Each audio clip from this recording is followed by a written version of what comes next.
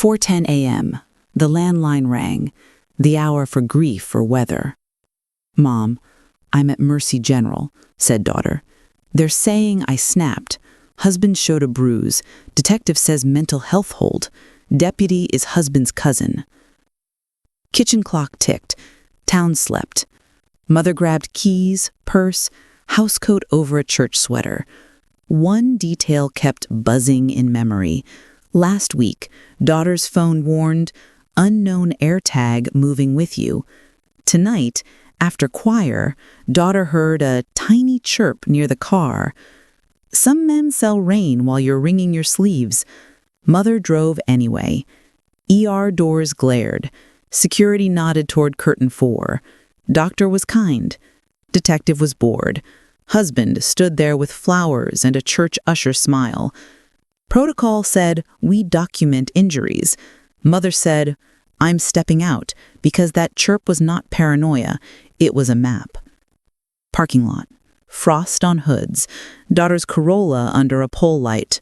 Mother crouched, phone in hand. Garden clogs on concrete. A smear of duct tape on the bumper's underside. Fingers met plastic. A small white disc, right where fear hides. "Got you," said Mother, to the disc or to the man who taped it. "Neighbor, Trooper," answered on the second ring. "Do not remove it," said Trooper. "I'm 2 minutes out." Across the cul-de-sac, neighbor, ring camera, cued the 9:21 p.m. clip. Husband crouched by the bumper with a roll of tape. Inside, detective folded arms. Husband smiled for sympathy. Outside, the chirp had already picked a side.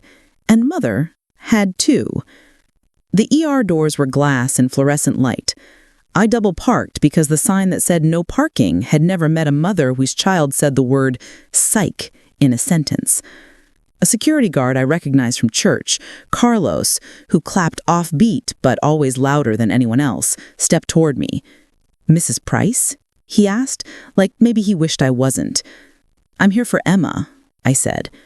He nodded toward curtain 4. Doctor's with her. Detective, too. You could feel the ER, like weather. People sell you the smell of antiseptic and say it's clean, but to me it always smells like fear's jacket left on a chair. I pressed the curtain aside. Emma sat on a bed in her library volunteer sweatshirt, hair in a lopsided bun, wrists red where a blood pressure cuff had left a kiss too hard. Her eyes were swollen the way eyes get when you've done the trying not to cry thing for so long, it's turned into crying anyway. "Mom," she said. She reached for my hand like she used to when we crossed the street. The woman physician, Dr. Patel, her name tag said, lifted her chin at me with the kind of kindness that makes your throat ache. "We're doing a complete exam," Dr. Patel said. "Steady, warm. We photograph everything. That is our protocol when there's any hint of domestic injury, no matter who said what first." The other side of the curtain moved. A detective in a suit that was too crisp for this hour stepped in, followed by Caleb, who had perfected casual. He looked like he might carry groceries to your car if your hands were full. The bruise on his jaw was the faint blue of a winter vein. If I didn't know him, I'd thank him for being the upstanding kind.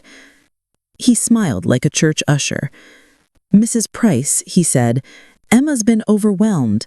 I came in bleeding and did what any responsible husband would do, report." I looked him in the eye, the way you look at a piece of fruit you know is rotten in the middle. The detective folded arms, bored. His name tag read, Sloan. He didn't look at my daughter. He looked at the bruise like it had paid the entrance fee. Dr. Patel cleared her throat. "Detective, I'm not finished. Miss Price has injuries in various stages of healing. I'll be making referrals." "Of course, doctor," Detective Sloan said, tone that said anything but. Emma's fingers squeezed mine, a message in Morse code. The cricket sound memory fluttered in my mind and settled like dust. I leaned close to Emma. "What kind of chirp?" She swallowed. "My phone told me last week. Unknown AirTag is moving with you. I thought it was my friend's keys. It showed up again tonight, and then I heard it. I told myself I was being dramatic. There was my clue, wrapped in a sound. Not a scream, a chirp. Not a confession, an alert. I felt the kind of cold that has nothing to do with temperature. I nodded, like I was in church. I always nod when I'm about to cause a scene. "Doctor," I said, "with Emma's permission, I'm stepping out to check something." Dr. Patel glanced at Emma. Emma nodded. I pressed a kiss to my girl's hair and left before I said something to Detective Crisp's suit that would make me unpopular at the next county bake sale. The parking lot was damp with the kind of dew that grabs your ankles and makes you remember you should oil your knees more often. Emma's Corolla sat quiet under a pole light. I walked around it with a flashlight and my phone. The frost had begun to lace the hoods of the cars like powdered sugar. I crouched by the bumper until my joints protested and slid my hands under, the way my husband used to do when he listened to the engine by ear like it was a relative. My phone buzzed. Unknown AirTag moving with you. My flashlight beam found duct tape first, sloppy, the way someone tapes a gift they don't want you opening. Then I felt the little white disc kiss my knuckle. "Got ya," I whispered, to the disc, or to the man who thought I wouldn't crawl under a car in clogs. I didn't call the deputy cousin. I called my neighbor. You don't get to my age without knowing which door to knock on at which hour. Becca Thornton lived across the cul-de-sac, 2 houses down from where my peonies decided they'd rule the corner. Becca wore highway patrol gray and the kind of ponytail that meant business. I had fed her meatloaf more than once when her shift ran long. She answered on the second ring. "Aunt Ruth," she said, "because everyone younger than me who feels loved calls me that. What's wrong?" "I found an AirTag duct taped under Emma's bumper," I said. "She's inside. Mercy General. On-scene deputy is Caleb's cousin." Becca's breath changed like engines do right before they kick in. She said, "Do not remove it. I'm 2 minutes out." In 2.5, a cruiser cut across the lot with nothing dramatic about it except the urgency. Becca slid under the bumper in her uniform like she did that on Tuesdays for fun. She photographed the tape, the placement, the tiny serial number on the AirTag, then circled my phone time and her watch time with a pen so neat I wanted to loan her mine forever. "Chain of custody," she said. "Who had access to this vehicle tonight?" "Caleb," I said, insisted on driving her home from choir so she wouldn't be tired. Becca stood, dusted off her knees, and the kindness in her went quiet. "Call Mr. Boone," she said. "He keeps everything." Mr. Boone lives across from Emma. He's retired IT and treats his Ring doorbell like he's the neighborhood's archivist. He saves footage of squirrels like they've committed misdemeanors. He answered at dawn as if he'd been waiting for a mission since Desert Storm. "Ruth Ann," he said. "Of course. I have motion at 9:21 p.m., Caleb crouching by the Corolla, with a roll of tape. I'll export the clip and bring a thumb drive. You still take your coffee with honey?" "Bless you," I said. "I'll throw in cinnamon rolls." Back inside, Detective Sloan didn't like that Becca had joined his little play. You could see it in the set of his jaw. He introduced himself to her like his badge was older than hers by a month, which it probably was, and that meant something. He said trooper the way some men say ma'am when what they mean is little lady. "Stalking with an electronic device is my matter," Becca said, and every polite syllable felt like an elbow, especially when there's a conflict of interest. Caleb's smile flickered. He looked at Emma, then at me, then at the curtain, then back at Becca like maybe he'd finally met someone whose ponytail made him uncomfortable. He cleared his throat. "Emma likes to dramatize," he said to the detective, not to me. "Remember how upset she got when I suggested she stop seeing her old friends? She called that control. I called it a reset." Dr. Patel, who had zero interest in anyone's theatrics, kept doing her job. I love a woman who can ignore a man who's performing. She asked Emma about old injuries and marked dates with the soft click of a pen. I picked up my purse to keep from picking up the detector and beating a rhythm on Sloane's suit jacket. Becca's radio chirped, an honest little sound like my Clue's cousin, and she pressed it to her shoulder. "Thornton?" She listened and nodded, then looked at me. "Dispatch pulled the AirTag serial," she said. "Purchased at Best Buy on Linden yesterday at 5:04 p.m. Paid with Caleb Roark's visa. Mr. Roark, you're under arrest for stalking." It happened without a speech.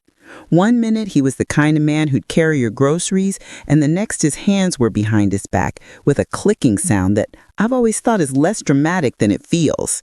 He turned toward Emma, finding that syrup in his voice that used to put me in a bad mood, even during potlucks. "Baby," he said, and that was the last time he called her that in my hearing. "You know who pays the mortgage." Emma flinched. She lifted her chin. "I do," she said. "My name's on the check." That's my girl. The county courthouse looks like every county courthouse. Brick and steps and a flag out front. War memorial nearby, farmer's market on Saturday mornings with a lady who sells bread from recipe cards she inherited from a grandmother who never wrote anything down. I'd climb those steps for school levies and to get a permit for the church rummage sale, for jury duty, and once to watch a teenager I'd watched grow up plead guilty to something that would have been better if anyone had caught him kinder when he was 12. I had not walked them with my stomach cinched like a belt 2 holes tighter than it should be. Victim advocate Trina met us in the lobby. She wore a cardigan that said soft and a lanyard that said seasoned. She rounded Emma toward a bench, pressed her a tissue, pressed me a look. "We're filing for a temporary civil protection order," she said. "Ex parte today, full hearing in 10 days. Judge Hendricks is on the domestic docket. We go in with what we have. Dr. Patel's documentation, Trooper Thornton's AirTag chain, Mr. Boone's video. We'll ask for firearms surrender, stay away, no contact in any form."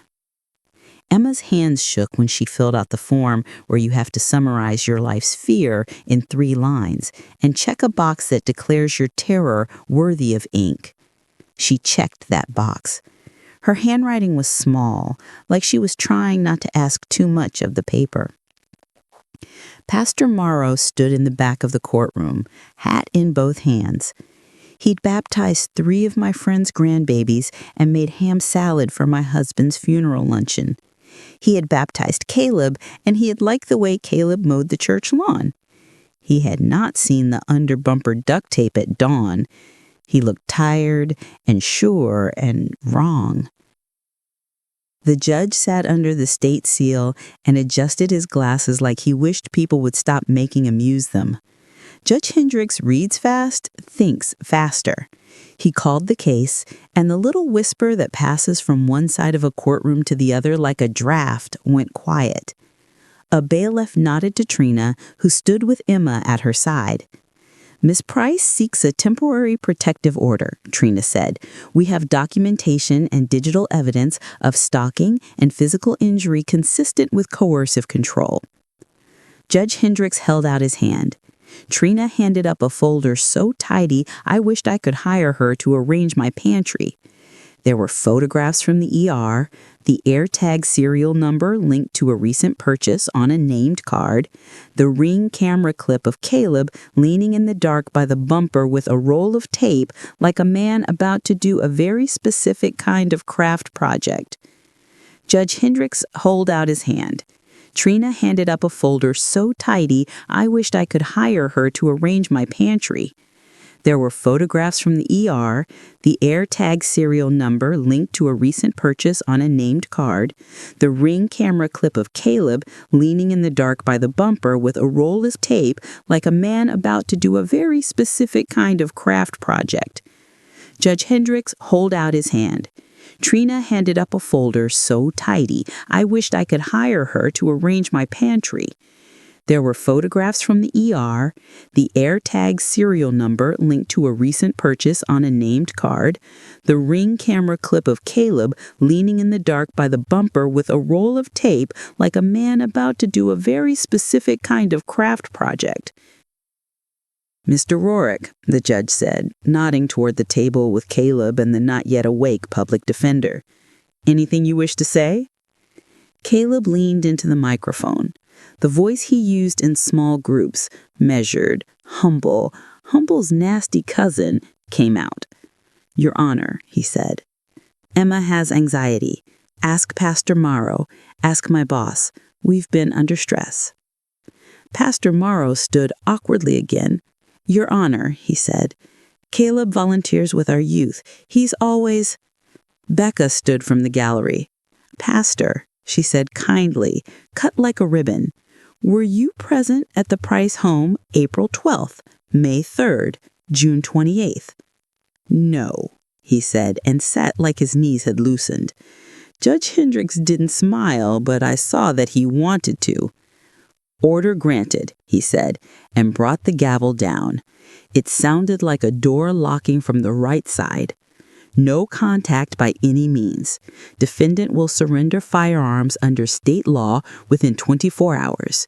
Given probable cause on the stalking charge, defendant remains remanded to county pending arraignment." Sometimes justice is a clang. Sometimes it's a piece of paper someone hands you with the court seal on it and the word temporary at the top that you hope will be enough. Trina squeezed Emma's hand. "Next steps," she said. "Lock changes, safety plan, victim compensation, counseling. Do you have a place to stay?" "She does," I said. "I have a guest room that has been pressed and ready for a year. I make a roast on Sundays. We are not confused about where she belongs." Control doesn't retire politely. Caleb's cousins in khaki looked annoyed. Pastor Morrow stared at his hat. Mr. Boone texted me 3 thumbs-up emojis and a gif of a rubber stamp that said approved.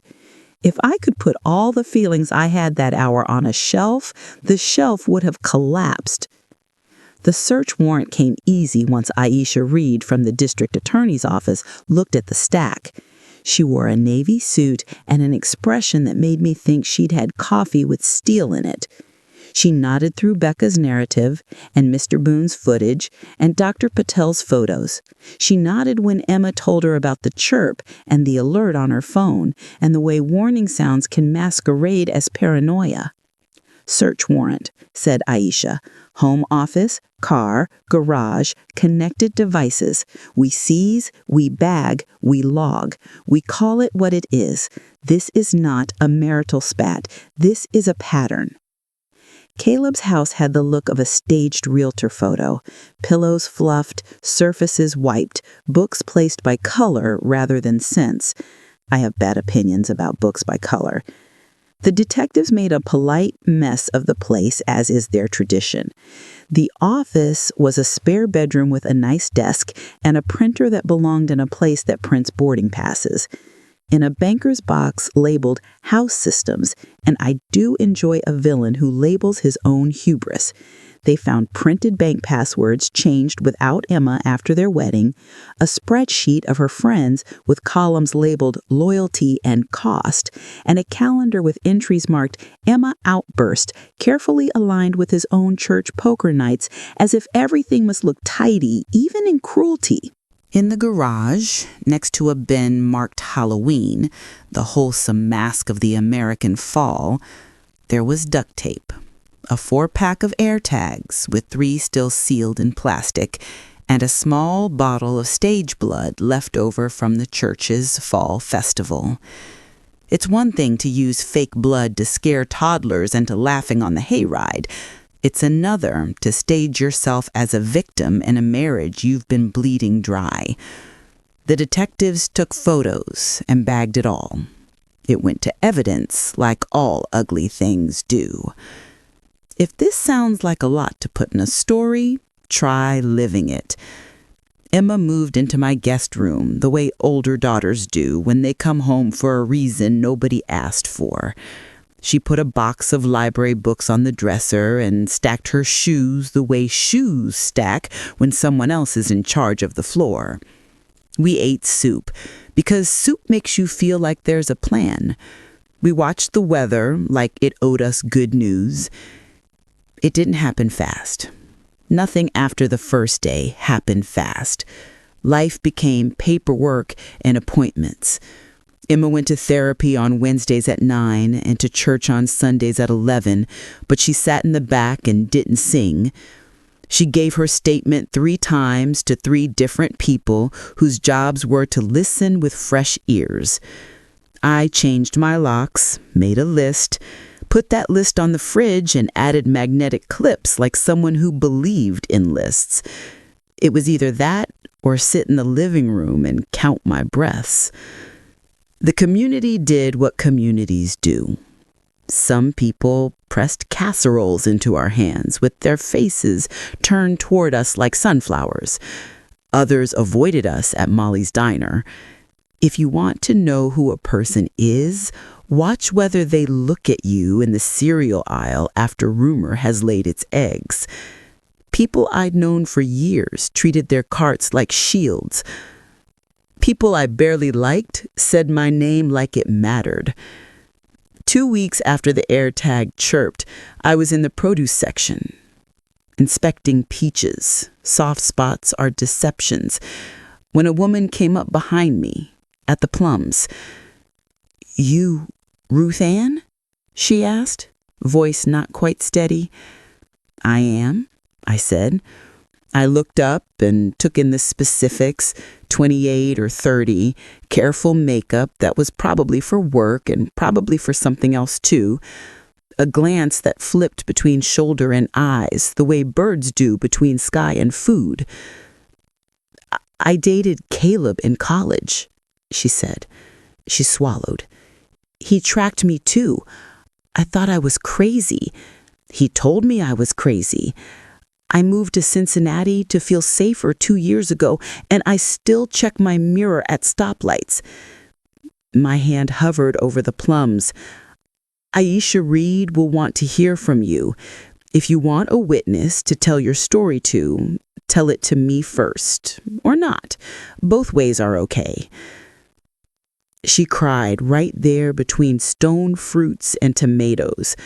Nobody told her to stop. I put my hand on her shoulder, the way my mother once put her hand on mine when the first boy I loved did not know what to do with a good thing. We exchanged numbers. By evening, she told Aisha her name, Kelsey Hart. She gave her statement with trembling that you could hear, but not disrespect. I learned that the pattern isn't so much as a script as it is a rhythm. Isolation disguised as care, monitoring disguised as concern, money disguised as stability, 1,000 tiny approvals withheld until your world becomes what someone else's eyebrows agree to. I listened to Kelsey. I listened to another woman Emma didn't know who worked 3 towns over at a dental office where Caleb liked to leave perfect checks. I listened to a third who used a state line like it was a moat. Aisha listened, took notes, made copies, sent things to places where evidence becomes a map. Patterns are hard to argue with. Patterns make things easier for juries that have to listen to charisma and not fall for it. Some days the case felt like a tractor pull, loud, slow, heavy, inch by inch. Other days it felt like a band marching down the street, everything in order, brass catching the light. Aisha's office became a place I could find my way around to the coffee machine without asking. Becca sat on my porch steps some evenings and watched the sunset turn the maples a show-off red. We didn't talk about the case. We talked about her mother's pie crust and whether the summer storms would be severe or whether the high school would finally fix the roof. All women talk like this around the edges of crises. We measure out normal the way you do sugar, carefully, hoping you don't spill and make everything sticky. The detective who had rolled his eyes at Dr. Patel's exam found his posture reviewed by his supervisor. People who are cousins to defendants learn that conflict of interest can be more than a phrase. Pastor Murrow delivered a sermon about listening that would have been stronger if you'd tried it sooner. Mr. Boone fixed my router when it decided to blink orange like it was offended by the truth. Community life went on, which is both unbearable and what saves you. Arraignment felt like putting on a suit you hate, but that fits. The courtroom had the same Band-Aid walls and humming fluorescent lights and slow-turning fans that only move the sensation of air around. Caleb walked in wearing county orange instead of his Friday night polo. He still lost the ease in his shoulders. He still knew how to look harmless. He looked it right at the jury box, which was empty. Old habits take time to die. Your Honor, Aisha said, the state seeks no bail. We have a pattern of stalking using a tracking device, documented injuries in different stages of healing, and an attempt to undermine the course of justice using a familial relationship in law enforcement. The risk to the victim is unacceptable. Bail denied, Judge Hendricks said, like he was closing a door softly. Caleb blinked twice. He looked at the ceiling. Men who have lived on charm look at the ceiling when it fails them. We don't tell a lot of truth about the waiting between hearings and trials. It's mostly paperwork and spaghetti and trying to sleep. Emma slept in high, shallow breaths. I started keeping a notebook on my nightstand and writing down any worry that showed up after midnight like a raccoon. When you write down the raccoon in your room, sometimes it leaves you alone. Sometimes it brings a friend and you write them both down and feel like a lunatic who is nevertheless marginally in charge. Emma went back to the library part-time. She came home smelling like paper and hand sanitizer, which has been the smell of safety since before we had pandemic words. Little kids waved at her at the checkout, and she waved back like a person who remembers what it is to wave. On Tuesdays, she started a self-defense class taught by a woman who looked like kindness and granite. They practiced saying no out loud like it was a word with bones. The troopers finished their tech analysis. Turns out, AirTags have little histories.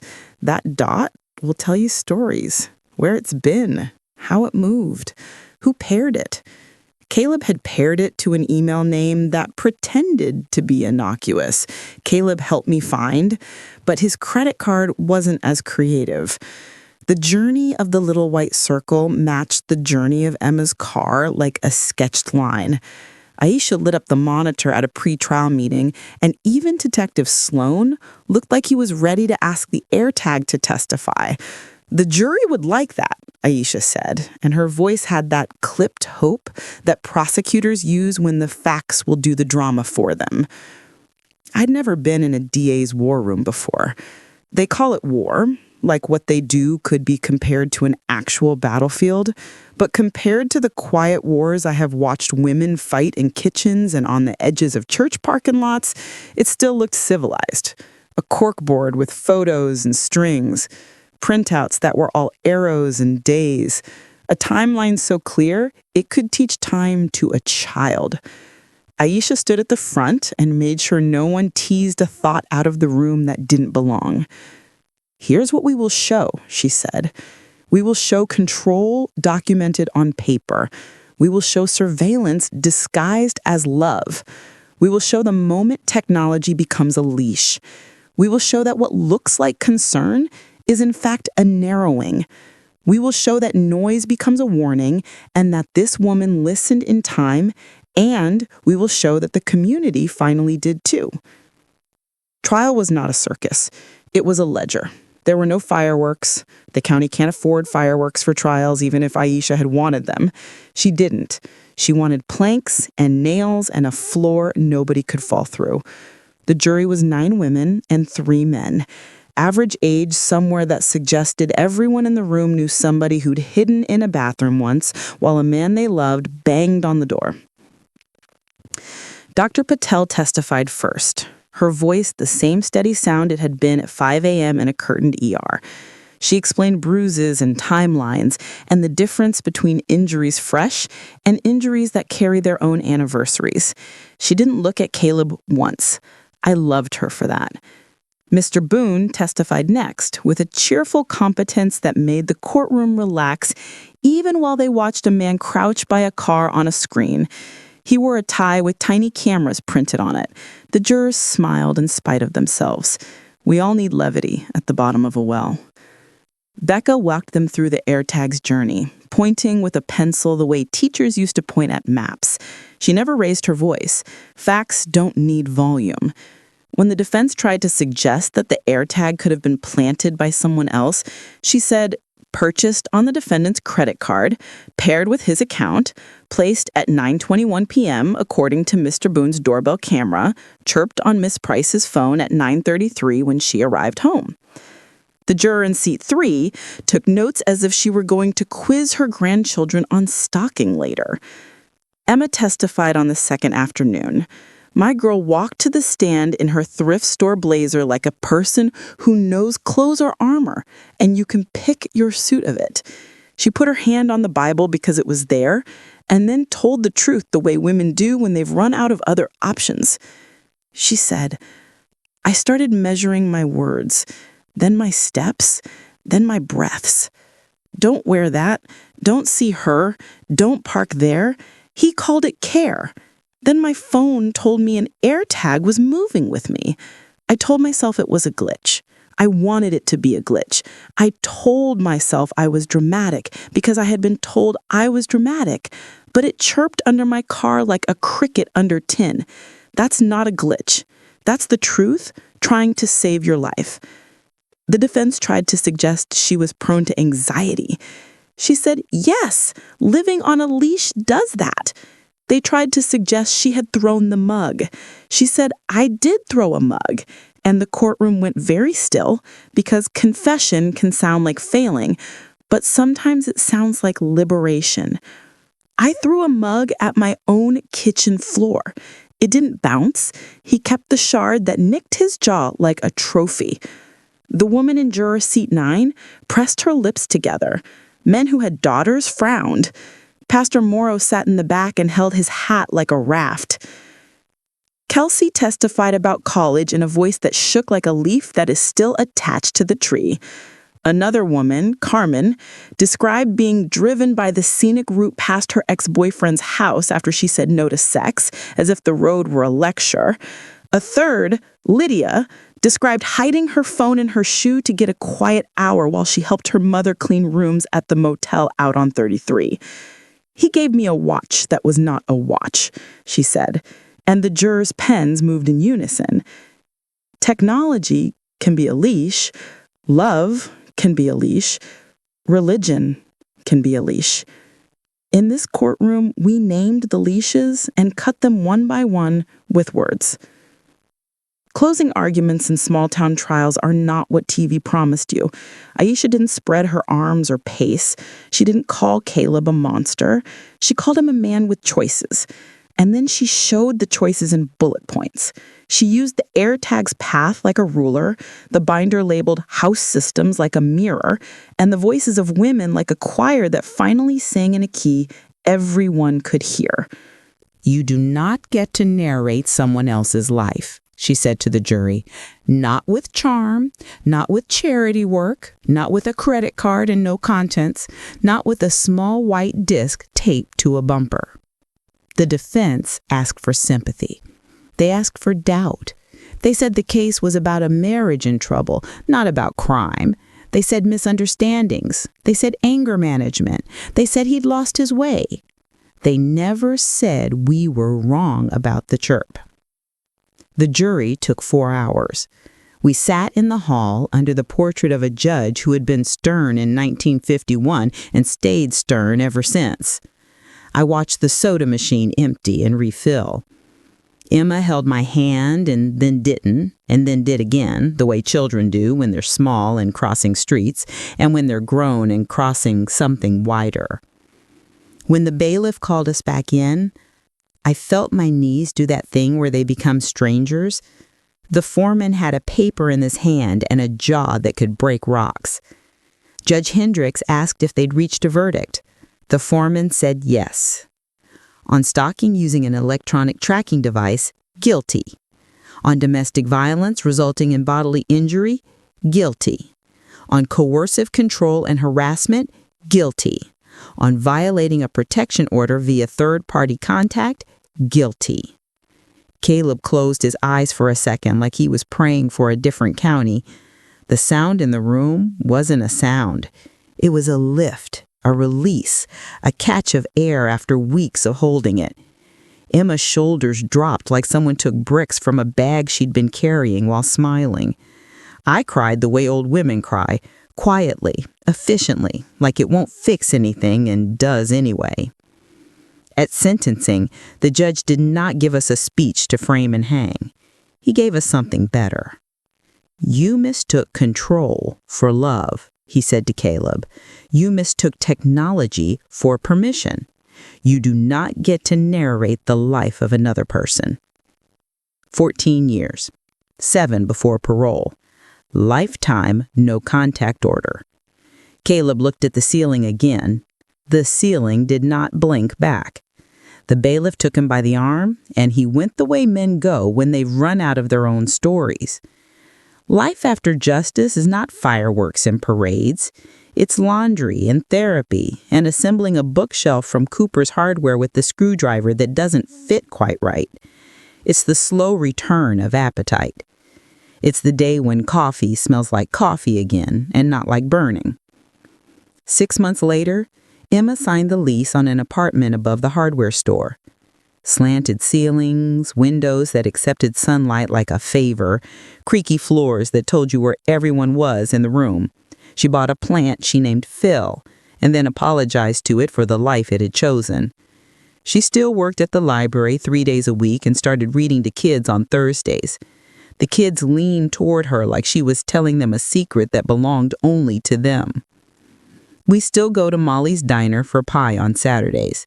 Molly fed me when my husband died and when Emma started high school and when the time came to admit the dog was deaf as a doorknob and didn't care. We sat by the window under the neon sign and I watched the town pretend it had a main character while knowing it didn't. People waved. Some came over and said they were proud. Some cried. One woman sat down with the flyer for a shelter an hour away, and I sat with her until she decided to go. I drove behind her the first 20 miles in case her courage needed a tail car. Courage is real. It's also delicate. It doesn't like to cross county lines alone. The first time Emma laughed the way she used to, the pure milk-out-your-nose laugh that comes when someone tells a joke that lands square, I had to leave the room to cry. I cried by the pantry door, the way I used to when I wanted my kids to think I didn't cry. I thought of the first time I held her, the way she curled like a comma in my hands. I thought of the way she'd stood in a courtroom, a semicolon where everyone expected a period. Sometimes, late at night, I still hear it, the ghost chirp. I get up and check the locks, and then I sit at the kitchen table with my notebook and write it down. I heard a chirp. I found the source. We cut it off. I am awake. I am here. Then I make tea because tea is a decision. One Friday, we watched a show where the good people eventually win and the bad people wear complicated hats and give speeches. Emma paused the screen and looked at me. When you crawled under my car at Mercy and you found that little thing I told myself was nothing, I knew I wasn't alone. Baby, you were never alone. Not at 4:11 a.m., not at 9:21 p.m., not in the produce aisle, not in court, not in my guest room, not ever. If there's a moral, and maybe you need one, stories like this like to carry theirs in the pocket of a cardigan, it's this. Love doesn't watch you. It walks with you. Love is not a leash. It is a hand to hold while you cross. If your world starts shrinking to the size of someone else's tolerance, that's not love. That's offense. If your phone chirps, if your gut flips, if your church friends say, "That's just how he is," if a pastor wrings a hat, if a cousin wears a badge and calls it family before he calls it duty, call someone who will come with bolt cutters. Call the neighbor with the ponytail. Call the librarian. Call the lady at the diner who sees everything. Call your mother if you got one. If you don't, we will introduce you to mine. We threw Caleb's house key in the river behind the feed store because sometimes you need a ritual. We printed the protective order and laminated because sometimes you need plastic. We keep Mr. Boone in baked goods because men who archive squirrels and crimes deserve scones. We buy Phil a bigger pot because plants grow when you water them and leave the windows open. We tell our story to girls at the library who think red flags are decorative. We tell it to boys at the high school who think love is possession. We tell it at church in the fellowship hall where the coffee tastes like ash and still helps. The thing about small towns is that the news gets everywhere. The other thing about small towns is that the help can too.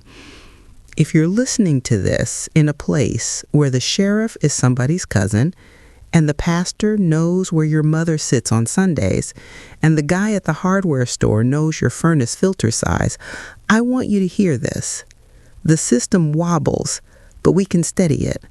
With witnesses, with paperwork, with cinnamon rolls delivered to the right desk at the right hour, with a trooper whose ponytail scares men, with a doctor who photographs what hurts, with a judge who reads fast and decides faster, with a mother who will crawl under a car in garden clogs because a cricket told her to.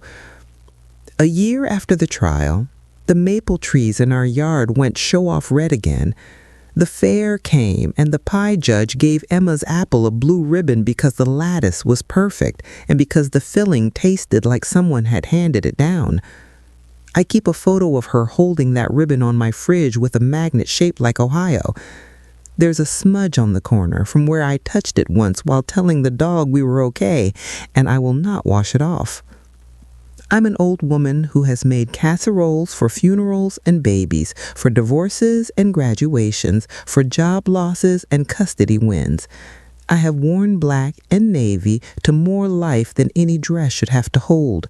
I've learned this. Justice isn't a statue downtown. It's a heartbeat. Sometimes it comes with a gavel. Sometimes it comes with a small metal chirp that wakes you up in time. Sometimes it sounds like bail denied. Sometimes it sounds like laughter over pie when you thought you'd never laugh again. If you hear the chirp, don't argue with it. If you smell the wrongness, don't talk yourself out of the fire alarm because you don't see smoke yet. A lot of women die being polite. A lot of women live by making a fuss. Practice saying it with me. No. Stop. That's mine. That's illegal. That's love, and that's not. Say it until your mouth remembers without your brain telling it to. We will come. I will come. I will be the woman in garden clogs under a bumper at dawn. I will be the voice on the landline in the kitchen that still has a cord because I trust old things more than new ones until they prove themselves. And that morning, a new thing proved itself. My daughter is alive because she listened to a chirp and because someone she loved did too. I used to think the point of being a mother was to teach your children how to swim in deep water. Now I think it's to throw your own body into the shallow end when someone else is trying to push them under and call that water deep. Sometimes all you need is a different name for what's happening to save a life. When we pass Mercy General now, the automatic doors still slide open for strangers who need help. The hospital still smells like antiseptic and old coffee. I still feel a little sick and a little grateful. I still want to set a folding chair in the lot and wait for a chirp only I can hear. I don't because life is not a watch post. It's pot roast and plants and women who learned how to hold their heads like crowns again. If you're listening, tell me where you are. Tell me the hour on your kitchen clock. Tell me what you heard that felt small and turned out to be everything. Tell me your AirTag, your cricket, your chimney smoke, your pastor's quiet wrongness, your cousin with a badge who needed a reminder that a badge is not a family crest. Tell me, and we will tell you back the map out. We will make you soup. We will sit on your porch. We will bring a trooper and a doctor and a man with a Ring doorbell and a DA with a binder. We will show up in clogs. We will listen for the chirp, and when it comes, we'll crawl under the bumper together and we'll pull the thing off and we'll hold it in our hands like a confession, and we'll say the name of what it is, a leash. Then we'll cut it. Then we'll go inside. Then we'll sleep.